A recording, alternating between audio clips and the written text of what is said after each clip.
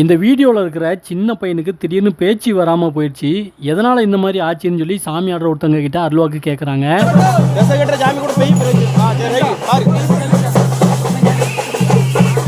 இந்த வீடியோவில் ஆஞ்சநேயர் வேஷம் போட்டுட்டு சாமி ஆடுற ஒருத்தர் சாமியோட அருள் இறங்கினதுக்கப்புறமா அவருக்கு தமிழே தெரியாது, வடமொழியில் தான் பேசுவார். அதனால் பக்கத்தில் இருக்கிற ஒருத்தர்கிட்ட சைகையில் சொல்கிறாரு.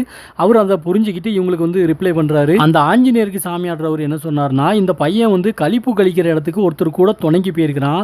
களிப்புங்கிறது வேறு ஒன்றுமே இல்லை, அது வந்து கோவிலில் திருஷ்டி மாதிரி நிறையா பலி கொடுக்குற மாதிரி பண்ணுவாங்க. அது நல்லதுக்கும் பண்ணுவாங்க, கெட்டதுக்கும் பண்ணுவாங்க. அப்படி இந்த பையன் துணைக்கு சுடுகாட்டுக்கு போகும்போது முனி குறுக்க வந்துட்டார். முனி குறுக்க வந்தவர் மெயினாக அந்த பலி கொடுக்குற ஆளை விட்டுட்டார். இவன் வந்து சின்ன பையன், இவனை வந்து வாயை மட்டும் பிடுங்கிட்டாரு. அதனால் அந்த பையனால் பேசவே முடியல அதுக்கப்புறமா. அதனால் இந்த ஆஞ்சநேயர் என்ன சொல்கிறாருன்னா, நீ வந்து முனீஸ்வரர் கோவிலில் போயிட்டு தலையை சுற்றி தேங்காய் உடச்சேன்னா நீ 10ஆம் திருவிழாக்கு பேச ஆரம்பிச்சிருவேன் அப்படின்னு சொல்லி சொல்கிறாங்க. அதே மாதிரி அந்த பையன் 10ஆம் திருவிழாக்கு அப்புறமா நல்லா பேச ஆரம்பிச்சிடுறான். இந்த ஆஞ்சநேயர் வடமொழியில் சைகையில் எப்படி பேசி புரிய வைக்கிறாருன்னு நீங்களே பாருங்கள்.